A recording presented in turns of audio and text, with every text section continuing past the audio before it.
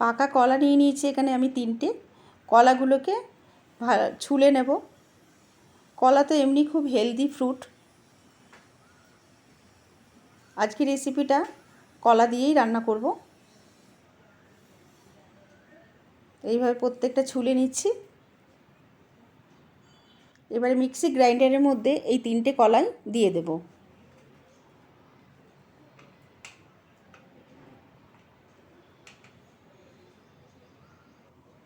এবারে এতে 1 কাপ দুধ দেব। একটা মিহি পেস্ট তৈরি করে নেব। তো হয়ে গেছে। এবারে মিক্সি বোলের মধ্যে পেস্টটা ঢেলে দিলাম। এবারে এতে দিয়ে দেব 1 কাপ চালের গুঁড়ো, 1/4 কাপ সুজি আর 1 কাপ ময়দা আর 2 চামচ চিনি। যেহেতু কলা মিষ্টি সেই জন্য আমি 2 চামচ চিনি দিয়েছি। এবারে সব উপকরণগুলো একসাথে হ্যান্ড উইক্সের সাহায্যে মিশিয়ে নেব। এখানে একটু মাখাটা মোটা হয়ে গেছে, সেই জন্য এর মধ্যে জল কিংবা দুধ মেশাতে হবে। আপনারা যদি মনে করেন এর মধ্যে দুধ মেশাবেন তো দুধ দিতে পারেন, কিন্তু আমি জল দেব অল্প, মানে আমার যতটা লাগবে। মিক্সির ধোয়া জলটাই দিয়ে দিলাম। দিয়ে সব উপকরণটা একসাথে মিশিয়ে নিচ্ছি। আর আমার জল লাগবে না, এতেই হয়ে যাবে।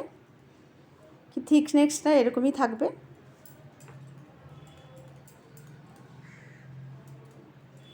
আর এবারে এতে দিয়ে দেবো 1 চামচ বেকিং পাউডার। দিয়ে ভালো করে মিশিয়ে ঢাকা দিয়ে 5 মিনিটের জন্য রেখে দেবো।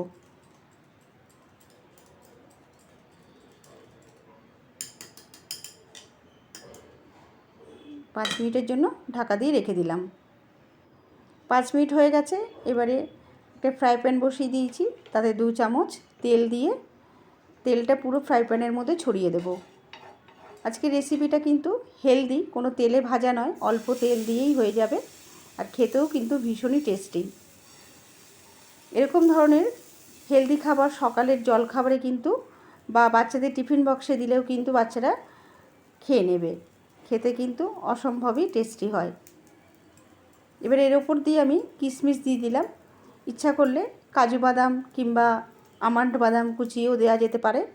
খেতে তাহলে আরোই বেশি সুন্দর হবে। আমার কাছে কিশমিশ ছিল তাই দিয়েছি। এবারে উল্টে দেব। এক পাশটা হয়ে গেছে, এবার পরের পাশটা একটু হতে দিয়ে এবার নামিয়ে দেব। আর কোনো রকম তেল দেব না, এতেই হয়ে যাবে। তো হয়ে গেছে, এবারে নামিয়ে নিচ্ছি। তো এইভাবে আর একটা বানিয়ে নিচ্ছি। এক হাতা করে দিয়ে দিয়ে এরকম ছোট ছোট আকারে বানিয়ে নেব। ভীষণই নরম হয় আর মুখে দিলেই মিলিয়ে যায়। খেতেও কিন্তু খুবই সুস্বাদু হয়।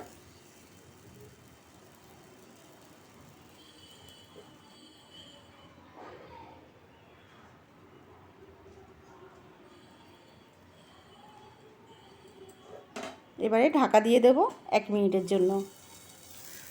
আবার এই পাশটা উল্টে দেব। বন্ধুরা, আমার চ্যানেলটি সাবস্ক্রাইব করা না থাকলে চ্যানেলটিকে অবশ্যই সাবস্ক্রাইব করে রাখবেন আর পাশে থাকা বেল আইকনটা দাবিয়ে দেবেন। তাহলে সমস্ত রান্নার নোটিফিকেশান আপনার কাছে আগে পৌঁছে যাবে। আর রেসিপিটা ভালো লাগলে অবশ্যই লাইক করে দেবেন। দেখুন কত তুলতুলে নরম হয়েছে আর খেতেও কিন্তু খুবই টেস্টি। একবার বানিয়ে খেয়ে দেখুন, অসম্ভব সুন্দর হয়। সকালের ব্রেকফাস্টে এরকম ধরনের রেসিপি অবশ্যই করতে পারবেন। আজ এই পর্যন্ত।